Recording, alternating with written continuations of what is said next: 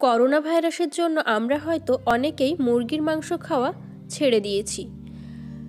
মুরগির মাংস থেকে কি করোনা ভাইরাস ছড়াতে পারে, এটাই হয়তো অনেকের মনে প্রশ্ন জাগছে। এই প্রশ্নের উত্তর খুঁজতেই আমি আপনাদের সাথে কিছু আলোচনা করব।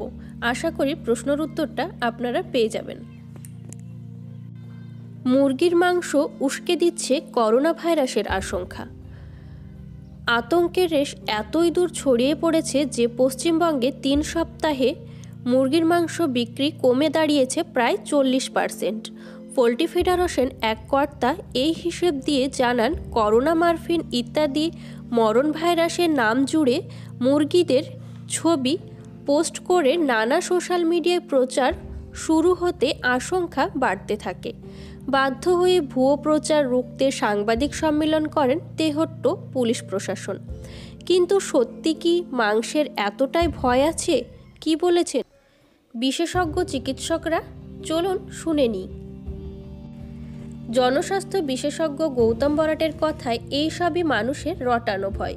করোনা ভাইরাসের যা প্রকৃতি, তাতে তা নির্দিষ্ট কিছু চীনা বাদুড় ও সাপের মাংস থেকেই ছড়াতে পারে, কিন্তু কিছুতেই তা মুরগির মাংসে আসতে পারে না। ভারতীয় মুরগির শরীরে এই ভাইরাস কিছু বাড়তি সতর্কতা আমরা সব সময় নিতে বলি, তাই অবশ্যই কিছু নিয়ম আমাদের মেনে চলতে হবে, একথা তিনি বলেন। বিশ্ব সংস্থা হু ভারতীয়দের মাংস খাওয়ায় কোনো সমস্যা দেখছেন না। সেখানেও বিশেষজ্ঞদের মতে মাংস থেকে করোনা ছড়াতে পারে এইসব ভুয়ো ও ভিত্তিহীন দাবি এমন আতঙ্ক না ছড়াতে অনুরোধ করছেন বিশ্ব সংস্থা হু। নিয়ম মেনে চলার কথা বলেন ভাইরোলজিস্ট সুশ্রুত বন্দ্যোপাধ্যায়। তার মতে মুরগির মাংসে বা খাসির মাংস থেকে এই রোগ ছড়িয়ে পড়া একেবারেই ভিত্তিহীন। আমরা ভারতীয়রা যেভাবে মাংস রান্না করি তাতে কোনো ভাইরাস আঁচে বাঁচে না। তবে যে কোনো ভাইরাস থেকে বাঁচার সহজ উপায় হলো রান্নার সময় কিছু নিয়ম মেনে চলতে হবে। কি কি নিয়ম মেনে চলতে হবে চলুন জেনে নিই।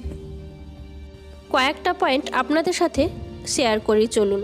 1 নম্বর পয়েন্ট হলো, বিশেষজ্ঞদের মতে মাংস কেনার পর খুব ভালোভাবে পরিষ্কার করে ধুয়ে নিতে হবে।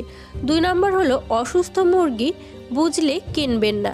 করোনা ভাইরাস না ছড়ালেও অন্য অসুখও দানা বাঁধতে পারে। 3 নম্বর হলো, রান্নার সময় ভালো করে মাংস সেদ্ধ করে নিতে হবে। কাজেই ভালোভাবে সেদ্ধ করে নিশ্চিন্তে মাংস খান। বন্ধুরা, ভিডিওটা যদি ভালো লাগে তাহলে অবশ্যই একটা লাইক করবেন, কমেন্ট বক্সে জানাবেন। আরও নতুন নতুন ভিডিও পেতে আমার চ্যানেলটিকে প্লিজ সাবস্ক্রাইব করবেন এবং পাশে থাকা বেল আইকনটা ক্লিক করে দেবেন ও অল করে দেবেন এবং আমার ভিডিওটাকে শেয়ার করবেন। পুরো ভিডিওটা দেখার জন্য ধন্যবাদ।